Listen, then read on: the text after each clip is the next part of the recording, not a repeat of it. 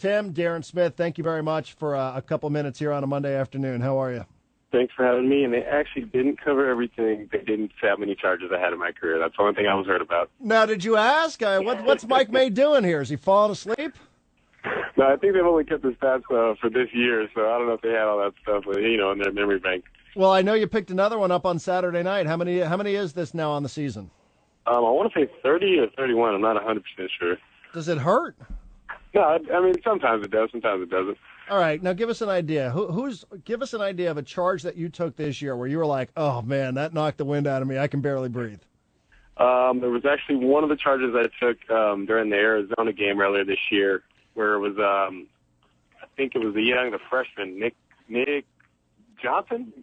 Sure. It was on a fast break, and he passed the ball off, but his momentum kept going, and I stepped in front of him and took one. And the crowd hated that one. That was probably the one they hated the most. But it was like a 3-on-1, and I took a charge on the break, and that one probably hurt probably close to the most. So you have 30-31 on the season so far. Do you know how many you would have if we went back through all the other times, all the other games that you played at San Diego State? Do you know how many you've had in the past? Oh, man, I'm not sure. I'd be over 100, though, I'm pretty sure. Where do you learn something like that? I mean, that's not something you can practice, is it? It is. Clovis Hills High School in Fresno, we actually had charge-taking drills, and just kind of in terms of just teaching vision and ball carrier vision and weak side help vision. The vision makes you quick theory is what my coach used to call it. So vision makes you quick. You can step over quicker and take a charge. We're talking to Tim Shelton on San Diego Sports Leader, XX1090. I was out there. I thought the pregame ceremony was great. From your standpoint, how much of it, what was it like going through it for you? Those moments, there's hype built up in terms of talking about it weeks before, and I didn't want to think about it, and the moment finally came, and, just finally getting a hold of my jersey. It was a great feeling, feeling of recognition, and, everybody cared and really showing the support throughout my career, even though it's a lot of ups and downs. I'm going to miss it. It's just been great. I've had a lot of fun. Couldn't imagine myself going to college somewhere else and being a part of an atmosphere any better than this. So, just very grateful and appreciative, and, give me 2 more wins would definitely cap it off. What did Steve Fisher say to you at midcourt? Just that he was proud of me. He's been proud of me, and just think back on what you've done, and you've done a lot for our community, a lot for our program and team, and just really proud of you. And we're not done yet. Well, you had an awful lot. It seemed like you had a pretty good group with you. Who was everybody that was part of your group? It was my mother.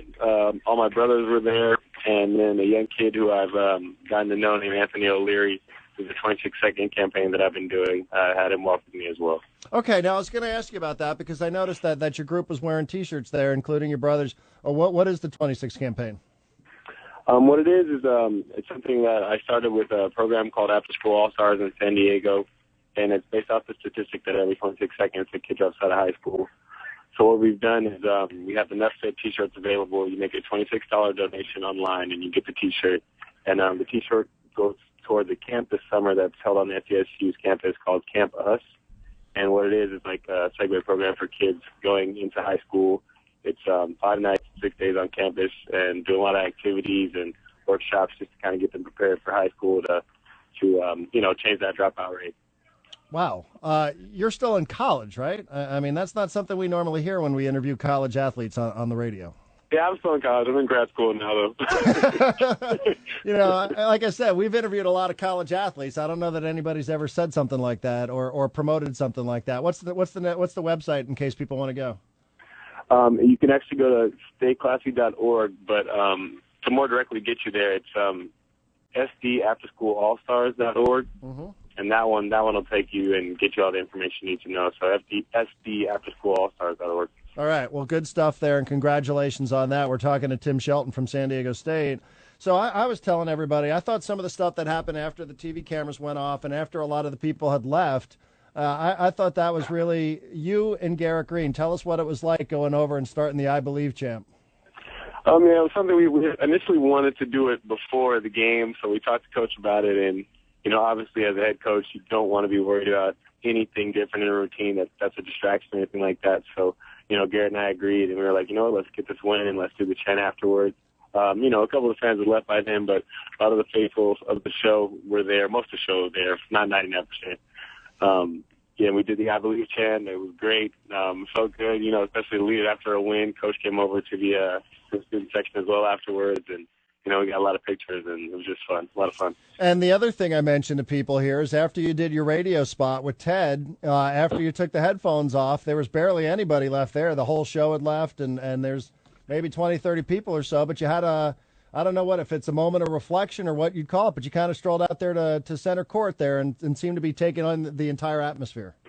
Oh, for sure. I laid down in the center of the court there for a second, saw Malcolm Thomas, screamed his name, and, just taking that final SD, just kind of appreciation, a little moment in the middle of the court there was kind of nice after my last win on the home court here. Well, that's great. And again, I think that's part of what makes college athletics so great. So on to the matter at hand, and that would be you guys had a very important week at home. As much as we talk about the pageantry and senior night and everything else, that was a pretty important week for you guys to stabilize yourself after losing 3 straight with wins against Wyoming and Colorado State. Yeah, most definitely. Coming off the losses, like you said, and just in terms of how important it is in our league to hold home serve, got those wins, got our momentum back going, and very important road trip we've got coming up, for Wednesday and for the last game. And, we're remembering as well that this is our senior night. We're going to 2 senior nights as well, away games. So you understand what those atmospheres are like. And, you have to definitely be, at the top of your game in terms of focus, energy, and controlling your emotions. And it's going to be two tough games for us this week. But if we can pull it out, we're going to be in first or fifth after this week is over. What's your role as a senior leader on this team when you guys go through a stretch like that where you lose 3 straight? I'm just making sure to keep everyone together. The character of our team is so beautiful that, even during losses, guys can, easily get frustrated, and sometimes they do, but, we snap out of it quickly, we band together, and we continue to get better because we're not going to stay in a funk like that. Who's the Mountain West Conference Player of the Year, in your opinion? Oh, that's a good question. A lot of good guys have been playing great basketball. You definitely put Jamal Franklin in the runnings right there, Chase Tapley in there. Gordon has been a guy who's been stepping up definitely the past couple of weeks. Mosier's one of the big guys in the league who's been playing well. Eichmeyer is one of the leading scorers in the league. So, a lot of good talent all around the board. And definitely, Hank Orange, you got to look at him, too, from TCU and the way he's been carrying his team lately. It's tough up at the moment. These last couple of games are definitely going to determine that. So it's going to be a hard decision. So if you had a vote today, objectively, could you be objective about this, or are you automatically going to go with Jamal? I'm going to go ahead and say Jamal. No, how Jamal works. I don't know how hard the other guys work, but Jamal works his tail off and, just fighting through what he fought through in terms of being injured or hurt in the last couple of weeks, too, and the way he's performed. It's just very impressive. And, it's definitely MVP-type statistics and work ethic, and he's just a caliber of guy. Did you see this season coming from Franklin? He's leading the Mountain West Conference in scoring. He's 4th in rebounds. He's hitting a ton of free throws. Did you see this kind of season coming last year? Because none of us did. If there would have been a poll up that said most surprising player or most improved or most surprising player in the conference this year, I definitely would have voted for Jamal. So, I saw it coming. You see it in the work ethic. You see what he does in practice and his competitive nature. Guys just can't be stopped at times, and last game was, an example of that. So I'm not surprised by Jamal's output this season. It's going to be good. He's a good player already, but he's going to be a great player. Well, you guys are back in first place. I don't know a week ago that anybody was talking about the idea at the end of the week you guys would be back in first place.